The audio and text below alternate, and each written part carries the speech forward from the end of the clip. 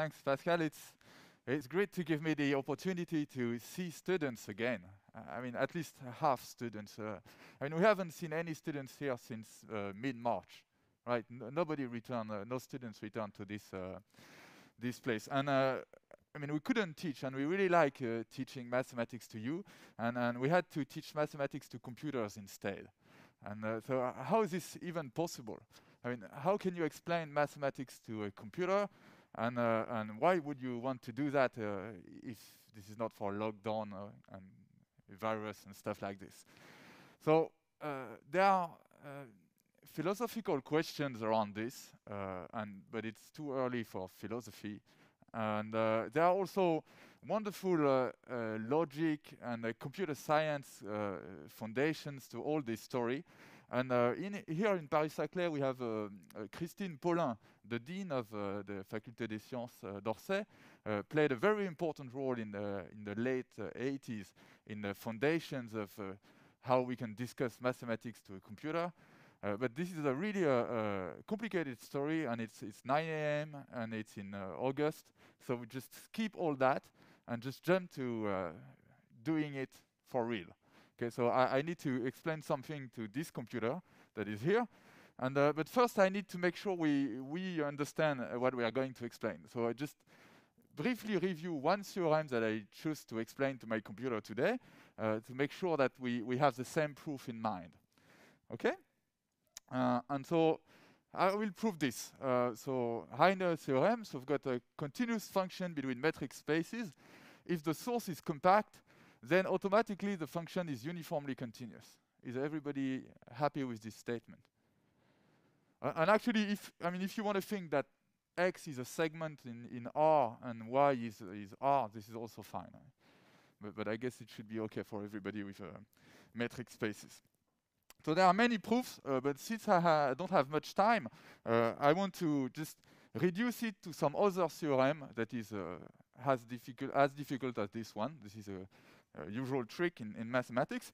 So I will reduce it to the extreme value theorem. So continuous function on a compact attains its lower bound.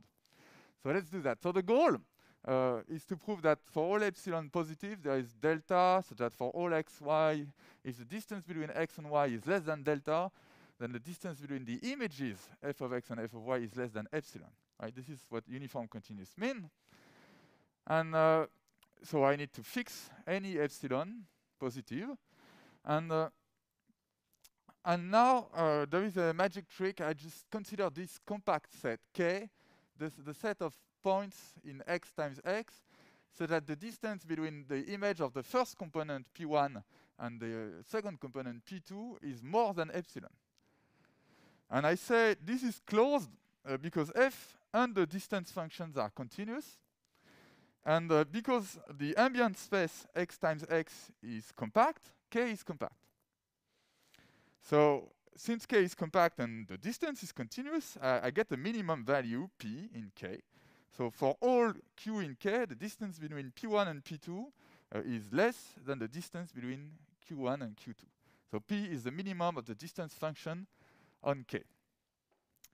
And I say, let's use delta. We are looking for a delta. Remember, we have this, we are hunting down this exist delta. So let's use delta, for delta, the distance between P1 and P2. And I claim this works because now if I fix any x and y, now I'm just looking at this goal for all x, y, just fix any x1. I want to prove that if the distance is less than my delta, which is distance between P1 and P2, then the distance between the images is less than epsilon. And if I contrapose this implication, then I get exactly the fact that P1, P2 realizes the minimum of the distance. You see, and this is the end of the proof. So I needed a proof that fit on one slide, so the slide is a bit bit full, but hopefully this is a proof you know. I mean, not necessarily the proof that you've used when learning this, but this is something you can understand. Are there questions?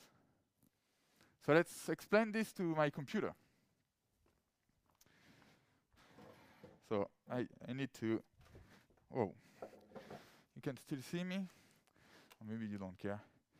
So maybe I switch to some software that I can use to explain things to my computer. So I've already written the statement. So this is Hein Cantor. I have a metric space x, metric space y. Assume x is compact. And my function, why is it not working? Okay. Okay. And assume my assumption HF is that f is continuous, and the goal is that f is uniformly continuous. So if I put my cursor here, I can see on the right-hand side of the screen, I've got my goal at the very bottom, after this funny symbol here. My goal is that f is uniformly continuous, and I've got all my my casting, all the objects entering this proof, and my assumption, this is my assumption HF, that f is continuous. So maybe I can try to copy-paste this proof. Let's see. Can I do that? Maybe.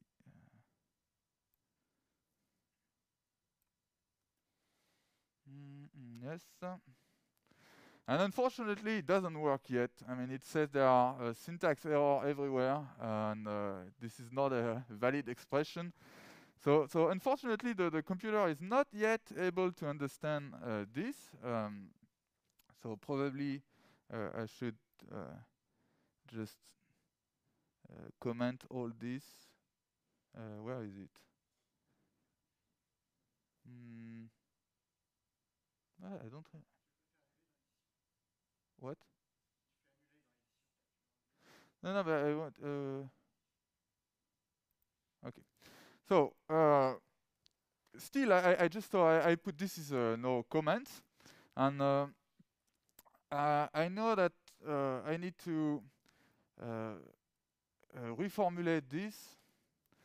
So uniform continuous means for all epsilon, if epsilon is positive, then and this is the following. Okay. So you can see the goal has been updated. Now it's no longer this abstract f is uniformly continuous. It's just the big formula that we had before. There are a couple of differences. So the implication symbol is a simple arrow instead of the double arrow, and the same one that is used here for function from x to y. And this is not a mistake. This is because the computer thinks that a proof of an implication is a function. It's a function for turning a proof of the premise into a proof of the conclusion. So it uses the same symbol as function. And maybe another difference is that you see this distance between A and B, instead of writing D parenthesis A comma B, it just writes D A B. So just because parentheses and commas are overrated. Okay. So let's fix epsilon positive. So of course I'm not explaining the syntax of the software. I mean, I have a very short time to do that. I only want you to focus on what happened on the right-hand side. So the state has changed. Now I've got epsilon in my context, a real number, and epsilon is positive. This is my assumption that I called epsilon underscore pos. And now I need to define this k. Maybe I should.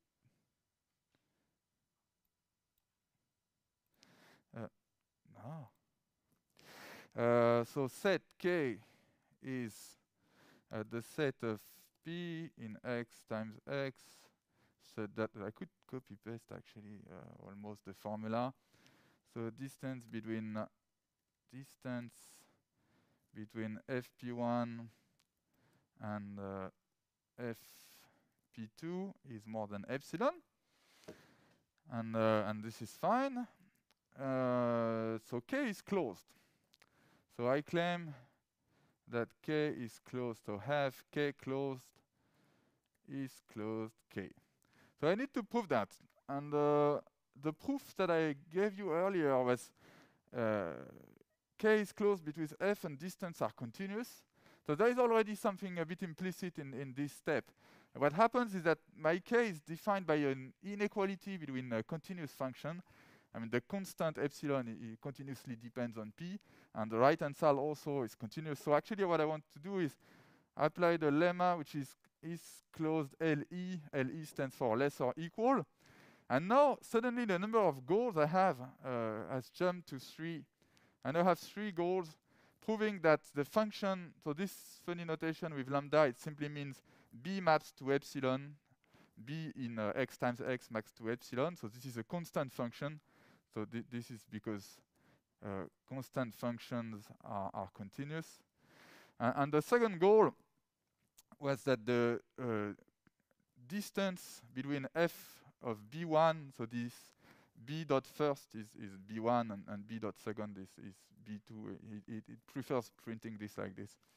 And so this is exactly the fact that the distance function is continuous composed with the fact that the map f times f is continuous.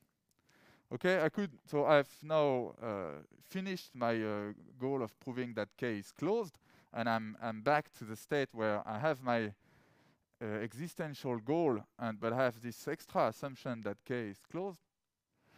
And I could compress this. Maybe this would look nicer if I use less lines. So let's do that. Just put everything on the same line so that I keep a reasonable line count. I mean, this is one instruction. I can just combine all those stuff, because is closely, which was a theorem saying that if you've got two continuous functions, then the set of points so that the first function is less than the second function is closed.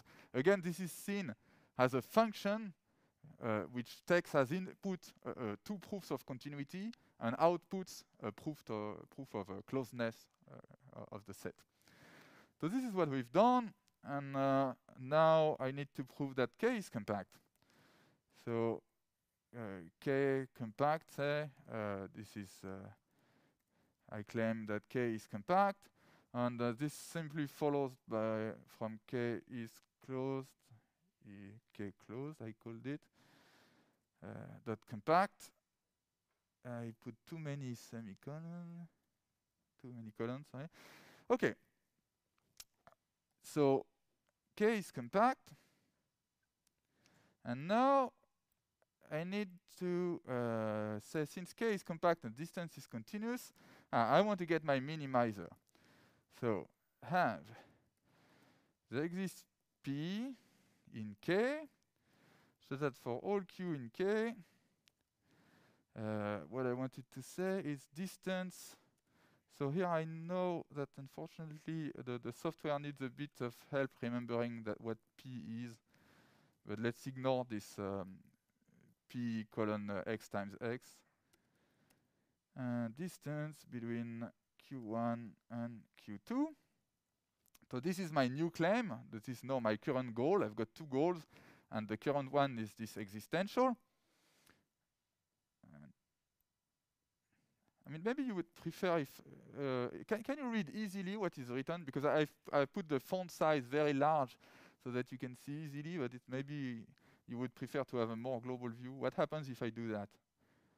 Is it too small now, or do you prefer seeing more things? You don't care. Okay. Maybe you've got good eyes, and Pascal is sitting in the front row, so that's fine. No, I want to apply this function, this theorem, the extreme value theorem. So I'm going to use that K is compact. So this is my K underscore CPT assumption, and the lemma is called exist for all Li. Oh crap! It asks why K is non-empty. Can you see that? Oh, why K is non-empty? So it seems that in this theorem that a function on a continuous function on a compact set has a minimum. If the compact set is empty, this is not quite true. Yeah. If I need to get that there exists P in this empty set such that this is pretty bad. So what happened? Maybe in the other room they are yelling. They were yelling during the proof sketch on the Beamer slide. Why is K non-empty? And you're the shy ones. Pascal, why didn't you warn me?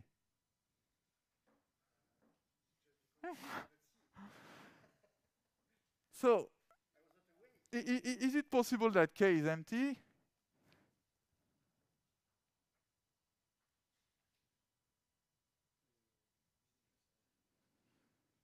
Yeah, what if f is constant?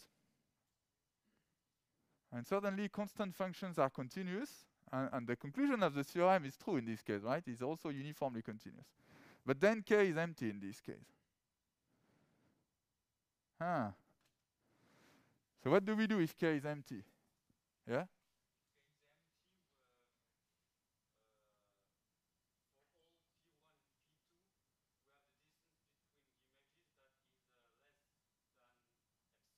Yeah. Oh, nice. Okay, so let's switch to this strategy. So I need to do a case distinction. So maybe cases K, empty or non-empty. And now I've got two cases. In my first case, K is empty. I've got this assumption here, K is empty, that appeared. And in this case, what can I do? He said I can use any delta. So let's say I use 1. I don't know. And I need to prove you. Oh. I need to prove that for all a, b in X, if distance between a and b is less than 1, then distance between f of a is less of b is less than epsilon. So let's fix any, maybe a and b are not good names. Let's fix x and y. And maybe on the assumption I don't care. Right? So this xy, it does not belong to K because K is empty. So I have xy, this pair xy not in K. And why is it true? Well, because K is empty, but let's simplify using this assumption that K is empty. Not this one. This I don't care. Okay. And that's all. That should be it. I mean, I can now just simplify, and in this case, the proof is finished. Okay, now I'm reduced to this other case where K is non-empty, and this time I can use this assumption that K is non-empty. It was called H. And I also need, of course, that the distance function is continuous, but this was in my sketch, so I'm back on track. So continuous distance, and it's continuous on K, since it's continuous everywhere. And this is the statement I wanted to prove. And I also want to fix P right away. So let me say that.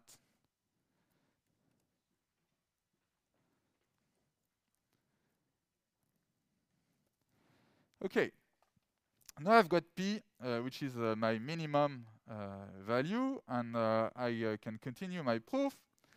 Let's use for delta the distance between P1 and P2.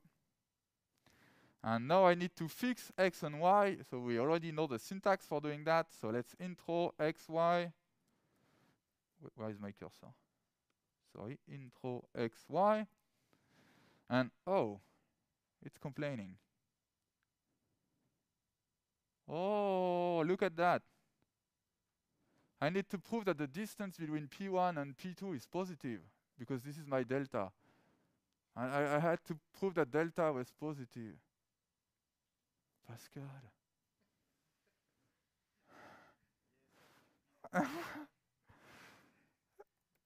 Okay, so let's do that. Let's prove that delta is positive first. So delta is my distance between P1 and P2. Okay. I know this computer is a bit annoying, right? So distance is positive. So let's simplify this a bit. So it means that I want to prove that P1 is not P2. So this symbol is negation. So I need to prove that it's false that P1 equals P2. So let's assume P1 is P2 and get a contradiction. And how will I get a contradiction? Maybe I should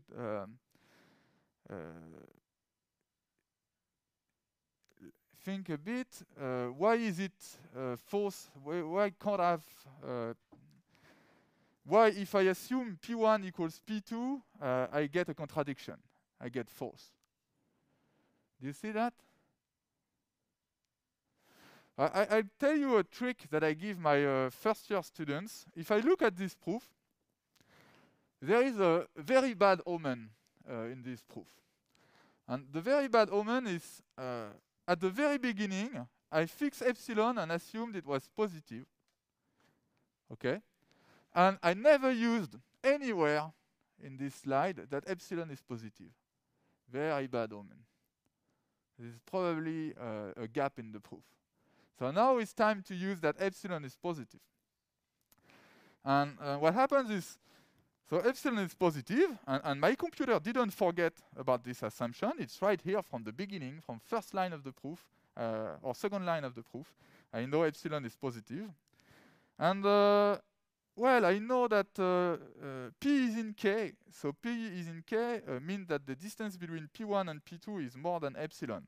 So in the end, what I will get is that epsilon is less than 0, because the distance between f of P1 and f of P2 will be 0, and it's strictly less than epsilon. So what happens is I want to apply the fact that the order relation is irreflexive, so it's sufficient to prove that epsilon is less than epsilon to get a contradiction. Let's do a small computation proving that. So epsilon is less than 0. So this is using my equality and using the fact that P is in K. And then this is less than 0, and this is simply my assumption epsilon pos. And it's not happy. No, it's less than epsilon. And this is my assumption. Okay, so I got rid of this delta is positive proof. And we're almost there. Now I said the new goal is this implication. No, I need to fix. So I didn't do that line because I was distracted by the goal I missed. So I introduce x and y, fixed. And now the new goal is what happened. And notice also something interesting is, in the slide, because it was getting near the end of the proof, I felt the need to restate the new goal.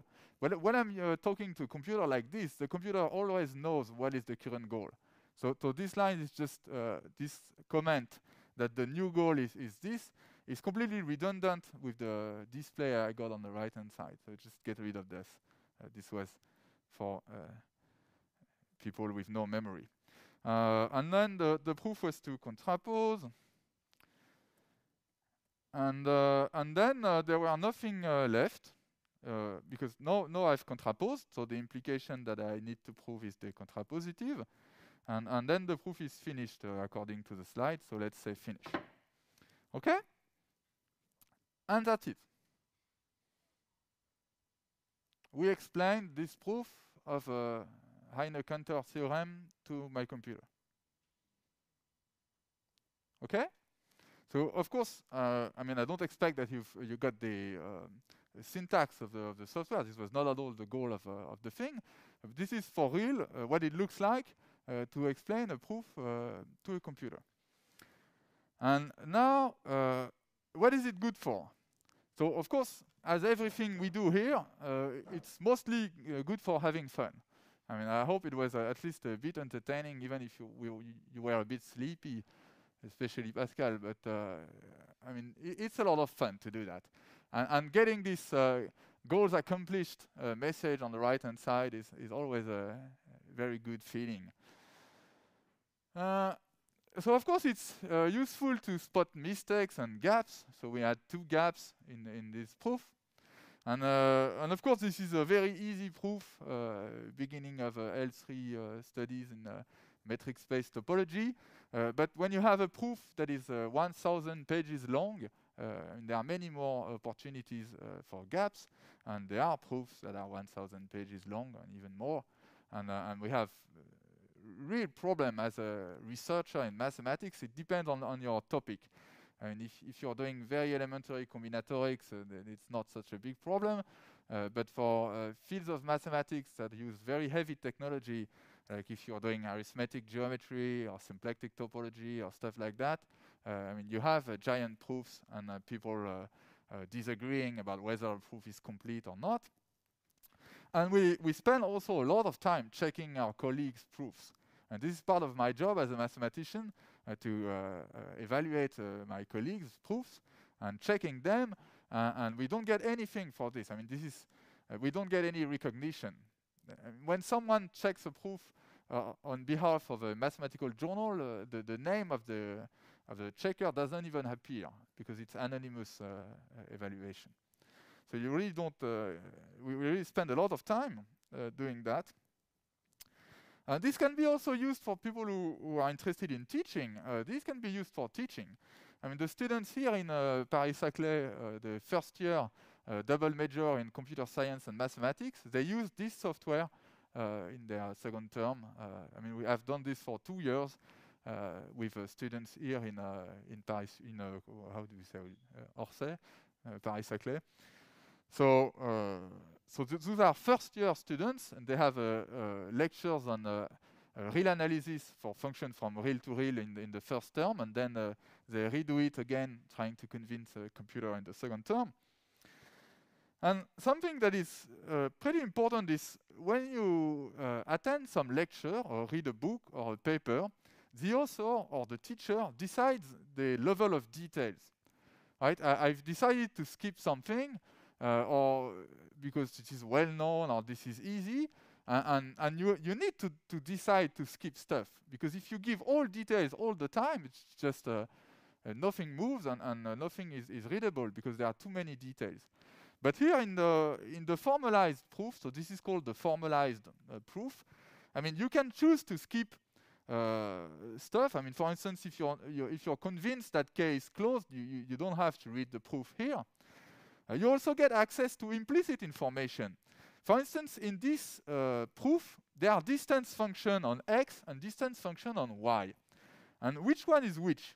I mean, in a textbook, I mean, you need to think about this. Here I can just, click on this D, and I know this one is distance on Y, okay? And this one, if I click on this one, I see this is a distance function on X. And everything is like this.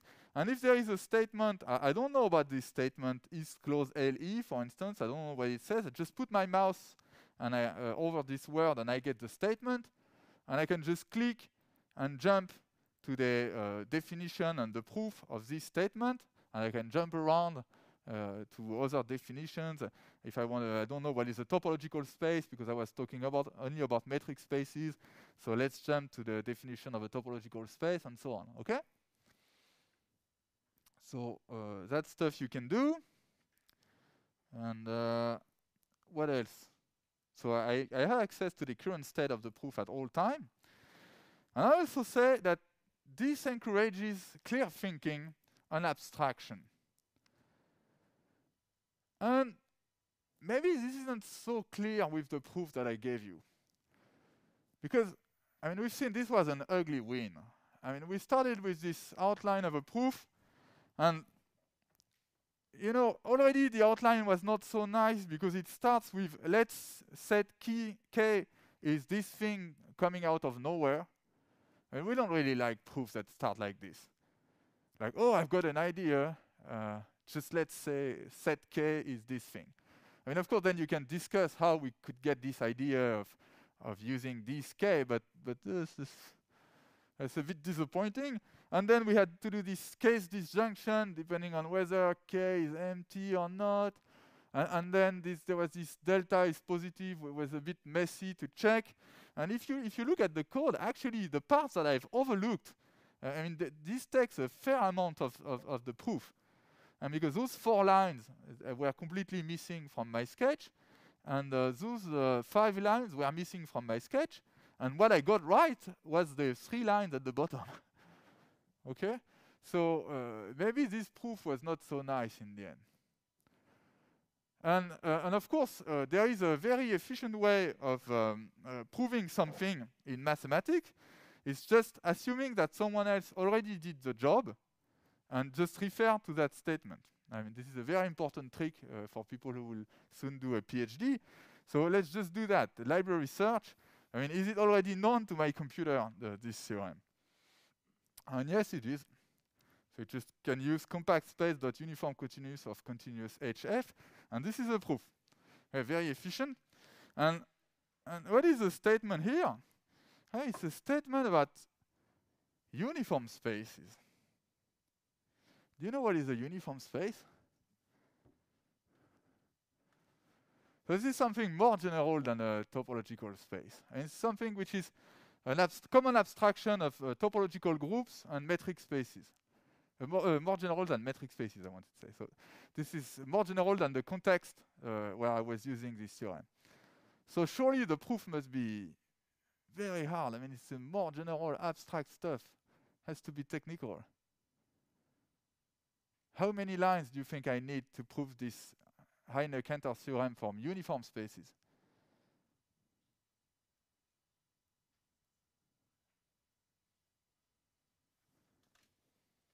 Maybe I can just jump to the definition. So here's the proof. This is the proof.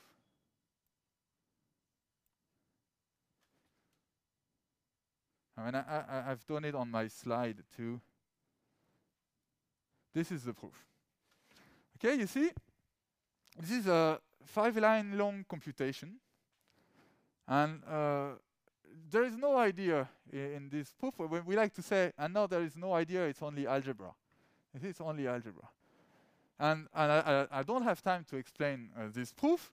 And I wanted to simply tell you the beginning of this story. But you can already remember that we put enough abstraction in the setup so that the proof is a computation where you can clearly see where the compactness is used and continuity is used, and the rest, there are no ideas in this proof. The setup is taking care of everything. So of course I'm probably late. So let's do something much simpler than uniform spaces and Heine-Cantor theorem, uniform continuity, and just go back to first year. So I'm going back to first year studies, and I've got limits. So limits of a sequence, maybe limit of a function at a point, but maybe also limits from the left and limits from the right. So the third one is limit when x goes to x0 from the right is y0 approach from the left. And maybe I want punctured limits. Limit when x goes to x0, but x not equal to x0. This can be useful. And of course, there are infinite limits and limits at infinity. So just forget about sequence, just sticking to a function from real to real. So in the limit, in an assertion of a limit, there is a source and a target. And they could be plus or minus infinity, a finite point from the left, from the right, and also variation where the point is not used in the limit. And also x could be constrained to be in some dense subset, say rational functions, if I'm trying to extend a function defined on rationals, stuff like that. So how many definitions of limits do we have here? I mean, I listed 13 variations at each spot, so I've got 169 definitions. Do you remember that time during your first year when the teacher wrote 169 definitions in a row on the blackboard? Not really. Maybe the teacher wrote 3 of them, and then the other one were left to your imagination. And that's fine. I mean, and it works very well. And then, of course, it's not only about definition. We also have lemmas, theorems. For instance, limits compose. So if I've got the limit of f is y0 when x goes to x0, and limit of g is z0 when y goes to y0, then you compose g compose f. When x goes to x0, it goes to z0, right? Very important. But how many lemmas am I looking at here? Okay, because I've got this 13 variation on both source and target. So this is the time where your teacher wrote more than 2,000 lemmas on the blackboard in a row. And there's no problem with that in the real world. I mean, we do one proof, two proofs, and then the 2,000 proofs are left as exercises for the reader. And it has worked like that for millennia, and that's fine. But if you go to a computer, this technique doesn't work. Maybe the computer is not smart enough. But of course, those people formalizing mathematics on computers, they are not the first one to have met this issue. Because before computer formalization on computers, there were those people in the Bourbaki group who wanted to write mathematics for real. And of course, they faced this issue. And they didn't want to let this as exercises for the readers.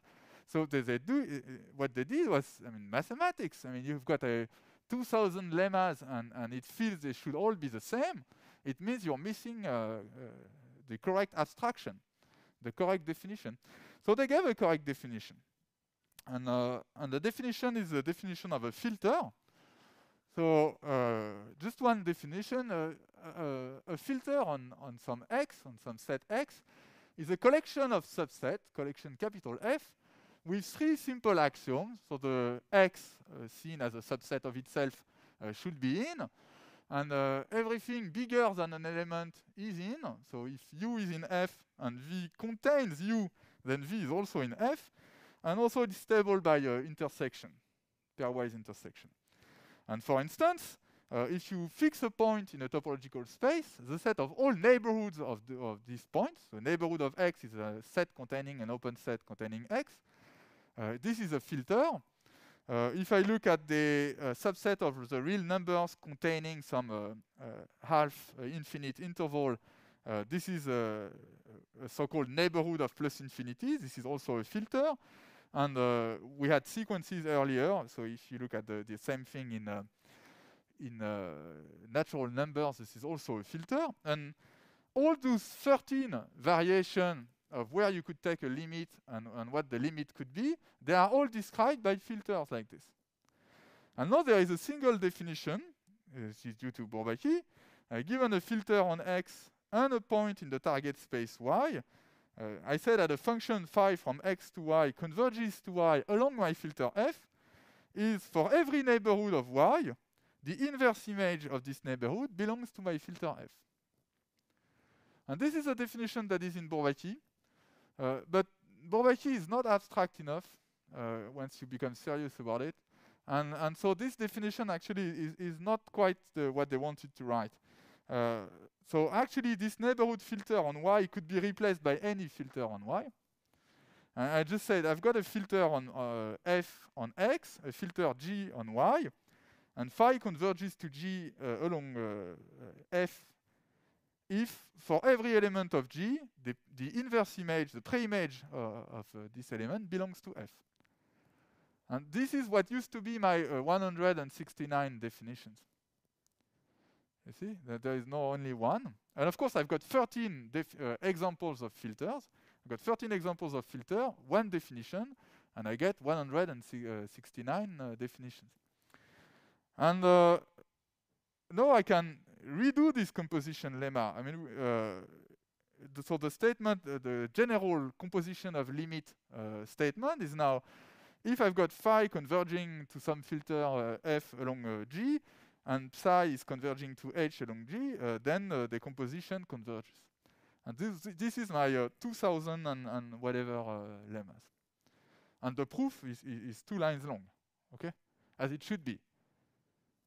You understand that? I mean, even if you forgot the definition of filter that went very fast, you can see that. Just got a more abstract definition, and I put 2,000 lemmas in one. And I could go more and get more algebraic, but I don't have time for this. And then just show you that if you put some more algebraic structure, so push forward and an order relation, this proof that I've just shown becomes a 3-line long computation, not mentioning subset of X at all, and just mentioning filters and maps and push forward, sort of functorial operations on filter. And this is the beginning of what brings us to the Heine-Cantor proof that we've seen before. So the goal of those couple of slides it was not to teach you about filters. It was, okay, this I skip also. I just was saying that properties holding for large enough n or x close enough to x0 or for mu almost every x, all those things can be rephrased in terms of filters too, but just keep that. So what did we gain? So notice this was totally mathematics. There are no computer science involved in this definition or software engineering involved in this definition of filters. And this, you've not been told that, right? At least not in Paris-Saclay. I mean, who knew about filters before today? A couple, that's not too bad. But probably you've learned this on your own. And but this is everywhere in proof assistance. I mean, proof assistance is those software where you explain mathematics. And I mean, you cannot do without this this notion. And there is no going back. I mean, it's very funny. Each time a new mathematician starts using this kind of software, in the beginning they complain, I want my epsilon and delta back. Because you notice there is no more epsilon and deltas in these discussions of limit. And they all complain. And then 2 months later, the next mathematician comes, and the one who was complaining earlier, it's just the most zealot advocate of filters. So really, people just don't go back once they've started using this. And I don't remember what. So yeah, who is doing it? So there are. I've used one software today, but there are many of them, including this software called Coq, which is the French one that Christine Paulin, our dean, created with a bunch of other people in the late 80s. But this is not the one we've seen. What we've seen is one which is called Lean, which is developed by Leonardo De Mura working at Microsoft Research. So if you don't know what Microsoft Research is, it has not much to do with Microsoft that just try to sell you Office and Windows. And they are really researchers. And almost all those software except MISA are open source, and you can contribute. There are very few mathematicians doing that right now. I mean, having less than 1 in 1,000 mathematicians. I mean, if you yeah, something like this. And it's very hard to change habits when you're like Pascal and you've been doing mathematics for a couple of years, and just learning how to do it that way on a computer is very hard. So we really hope that younger people will do it. And my collaborator Kevin Buzzard says they were just waiting for the older ones to die, and that's not very nice. I don't want Pascal to die, but we want younger people. So, for instance, during summer, there was a student who was a first-year undergrad last year here in Orsay, and who attended my lectures using this, and he started contributing stuff to this library. Anatole Dedeker, he's called. And he noticed that, for instance, the computer didn't know, I mean, in this software, that the harmonic series were diverging, and just proved it and just contributed to the libraries of known facts, stuff like that. So don't hesitate if you like computers and you like explaining mathematics, just join us. And now a bit of science fiction, and I'm done, and I promise. Because everything I showed to you already exists. You've seen it, right? But now, this is not the final state. And those things are much too hard to use. And it's very time-consuming to explain something to a computer.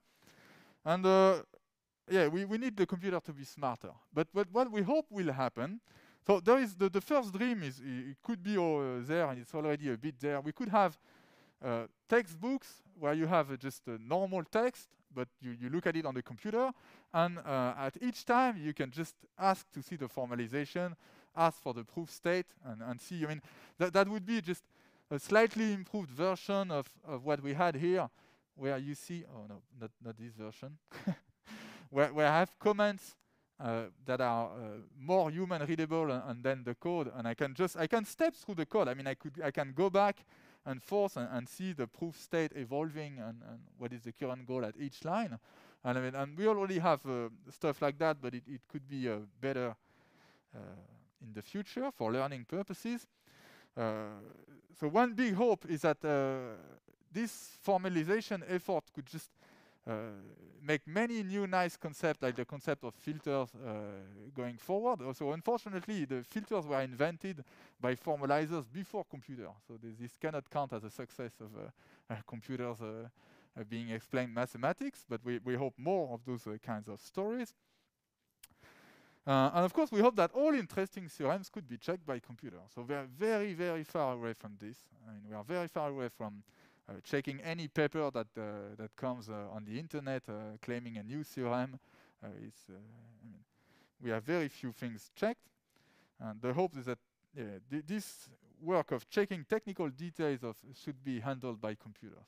And our job as mathematicians evaluating new theorems would be to evaluate whether it's interesting, whether there are nice new ideas, and all the technical details, just let's do it computer.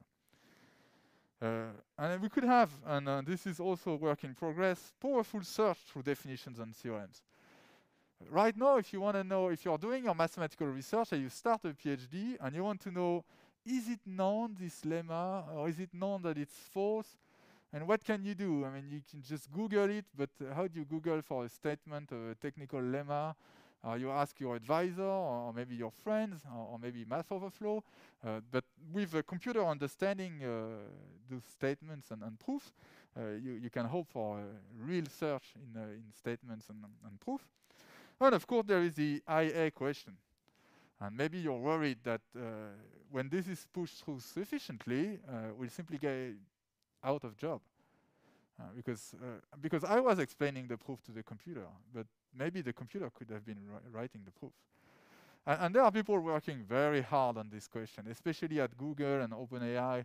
And of course, the people at Google, it's not that they really like mathematics, but they see it as a nice intermediate goal between what we need, what we know how to do with artificial intelligence, and what they call general artificial intelligence. So general artificial intelligence would be just ask any question to the computer and it comes up with an answer. And it's very hard because the question will be fuzzy and probably the answer will be subtle and yes, I mean, if you ask moral questions to a computer or politics questions, and they think that maybe mathematics is a good intermediate goal because at least you can clearly define what is a statement and clearly define whether or not you've succeeded in proving the statement. So this is the status of mathematics for people working at Google. Nice intermediate goal towards general artificial intelligence. But right now they are doing very little, but they are making very fast progress, so we'll see. And that's all I wanted to say.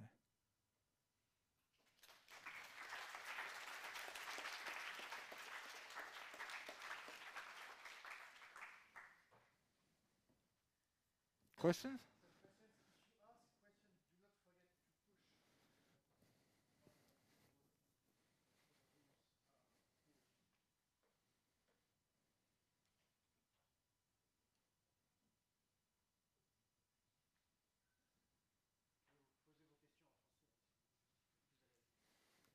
Est-ce que je dois refaire mon exposé en français pour qu'ils comprennent?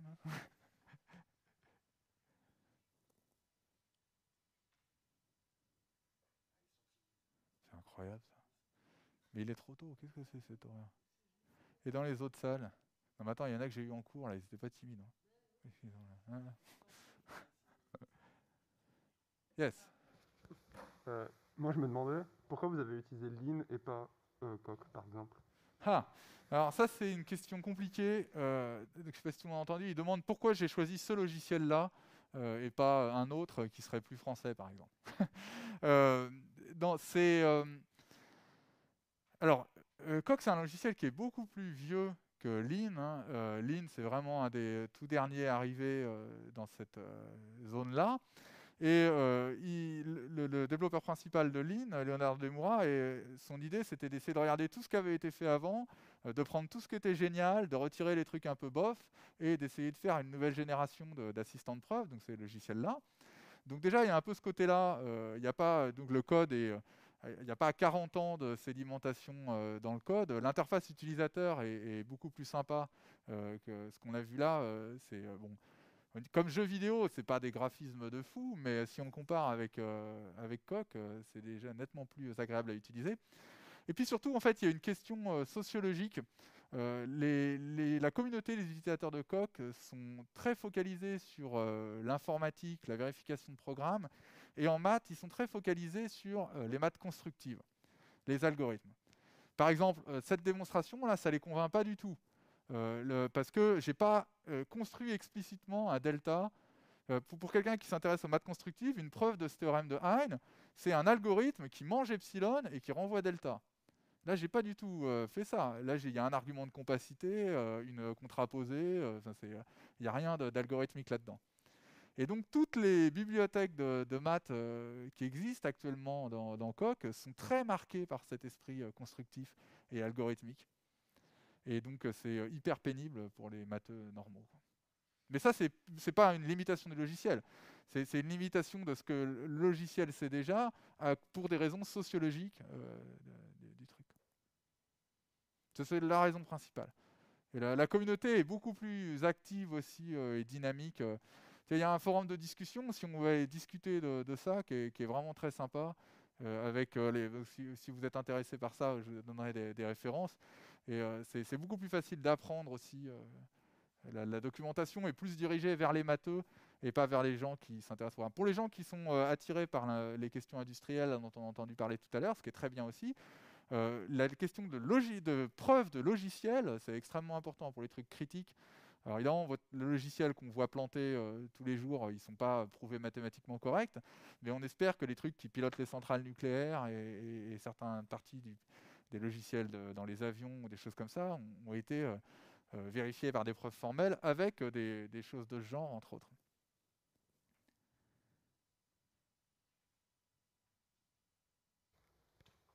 Euh, Si on changeait le logiciel, faut-il réécrire depuis zéro tous les preuves et toutes les choses comme ça? Ouais, essentiellement oui, malheureusement. Donc ça, c'est pas très drôle. La question, si demain il y a un nouvel assistant de preuve plus puissant qui sort, il faut lui réexpliquer tout depuis la construction des nombres réels jusqu'à ce qu'on fait en ce moment. Donc moi, on a formalisé des choses assez avancées, hein. Donc dans ce logiciel-là, on a expliqué, pour ceux qui s'apprêtent à commencer le M2 de géométrie algébrique, on a expliqué ce que c'est qu'un espace perfectoïde à l'ordinateur. Donc c'est vraiment une définition ultra sophistiquée. Alors, on est parti très loin dans cette direction-là. À côté de ça, ce logiciel, il ne connaît pas du tout d'analyse complexe. Enfin, si vous aimez l'analyse complexe et que vous voulez participer, la formule de Cauchy ou le théorème des résidus n'ont pas été expliquées à ce logiciel-là, et elles ont été expliquées à d'autres logiciels, à Isabelle par exemple, qui est un autre logiciel. Et là, effectivement, il n'y a pas moyen d'importer.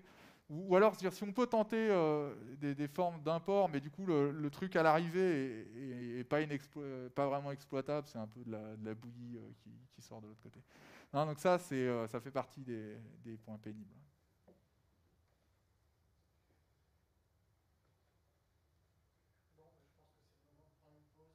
Oui.